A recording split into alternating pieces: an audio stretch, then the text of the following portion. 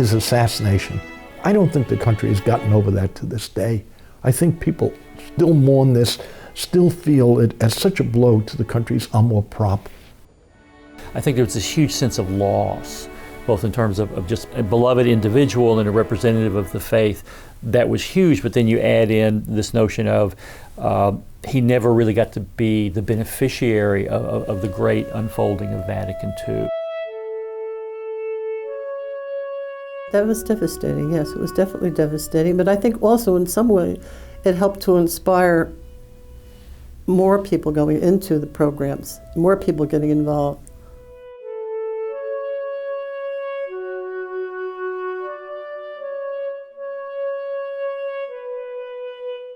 In 1960, when John Kennedy ran for president, he was determined to break new ground. Kennedy had the problem that he was so young and that he was Catholic, because in 1960, the country still lived with a degree of bias against having a man of his faith, you see. So much so that he had to address this issue during the campaign.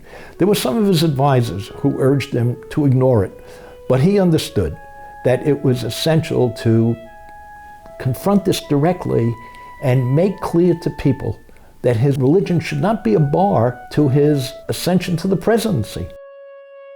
And of course he won the presidency by a narrow margin, only 118,000 votes.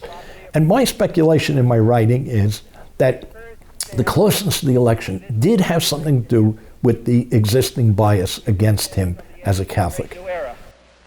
Filled with both crisis. He knocks down this electoral bit of alleged received wisdom that Catholics can't win, but then he also governed in a fashion that showed no particular bias towards one religious group versus another.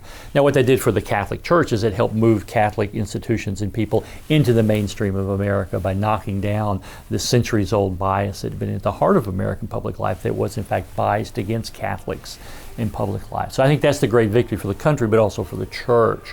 The church was able to move in both symbolically and really into mainstream American life and have an impact across American public life. One can ask the question, would Barack Obama, the first African American, have won the presidency of the United States if John Kennedy, the first Catholic, hadn't done this in 1960? He broke down a barrier which will never be resurrected.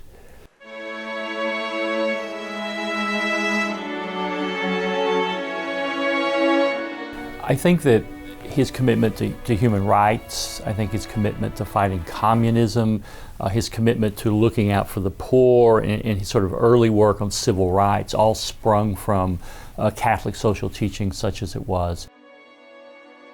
Within 2 months of being president, he proposed what's known as the Peace Corps. And the attraction of the Peace Corps was to get young Americans to go around the globe to foreign countries, to what was called developing nations, third world countries, where they were going to give expertise and provide help, aid, support to bring those countries into a first world standing.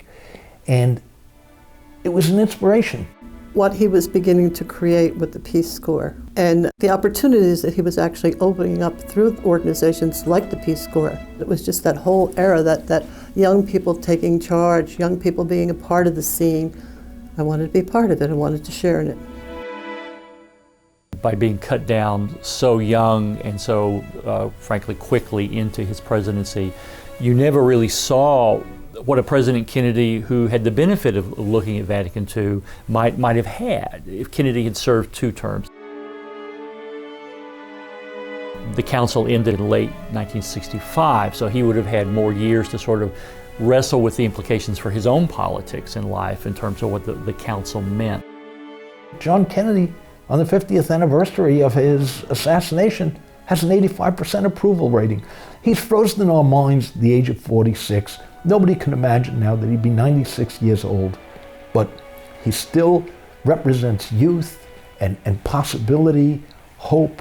He inspires the country to feel there's a better day ahead. And we go through so many difficulties in this country, including the recent shutdown of the federal government and the fight over the debt limit.